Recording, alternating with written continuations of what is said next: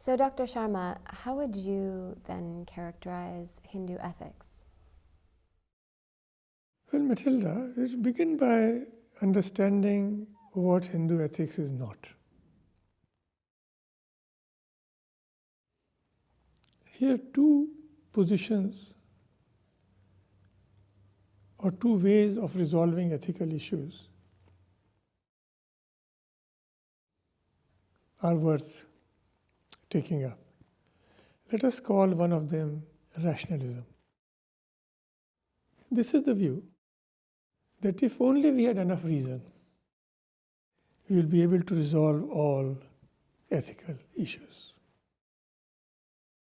You mentioned utilitarianism earlier, so on. So this is rationalism. If only we had enough reason.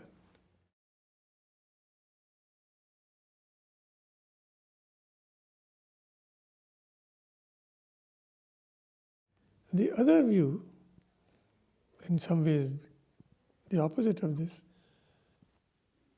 is called fideism. If only we had enough faith, all the ethical issues will be resolved. Faith in the Bible, in the Quran. The point is that both these attitudes think that in principle, ethical issues can be neatly resolved, either by reason on the one hand or faith on the other. Hindu ethics regards this attitude as simplistic.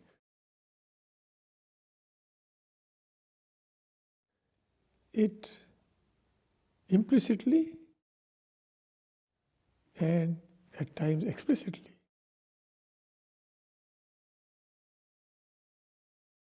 is quite conscious of the fact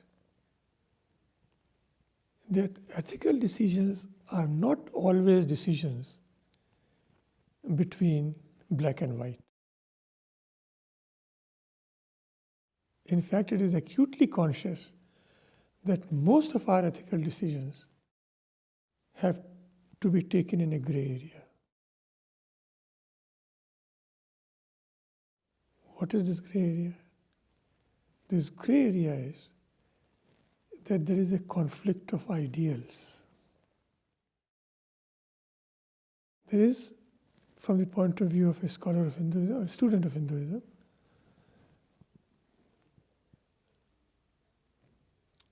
a less clear recognition of this point in, say, the Western ethical tradition. That it is good to talk about equality, liberty, fraternity. But when you get serious about these, you realize that liberty and equality may be in conflict. You give people liberty, soon some people become more rich than the others, where equality is compromised.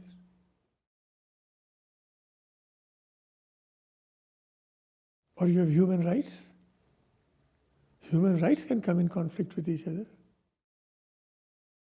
Hinduism is extremely conscious of this fact, this gray area. That is why there is this constant discussion on Hindu texts of what is dharma. What is the right thing to do in this situation? Once you recognize this, then you realize that there are no neat answers and that every decision will have its cost. So now the question becomes, how do you weigh the cost-benefit outcome of the various possible courses of action?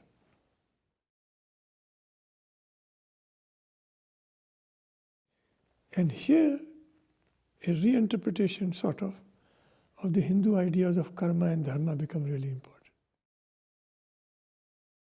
Because then the point is that when you are doing your dharma,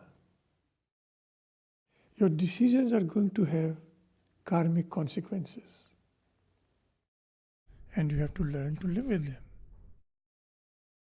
To take a simple example, the couple realizes that they must get divorced. That overall, this is the best decision for everybody involved, including the children. They realize that children ideally children should live in a household with both the parents. But even then, their overall conclusion is, given all the factors in the situation, that they must get divorced.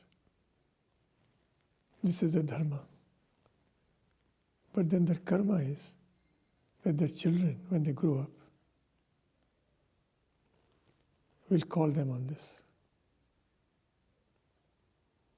And they will have to live with it. So this, as I see it, is the essential template of ethical decision making in Hinduism. There are rarely ideal solutions. Make the best decision possible, keeping all the considerations in mind, and have then the courage to live with the consequences of your decision.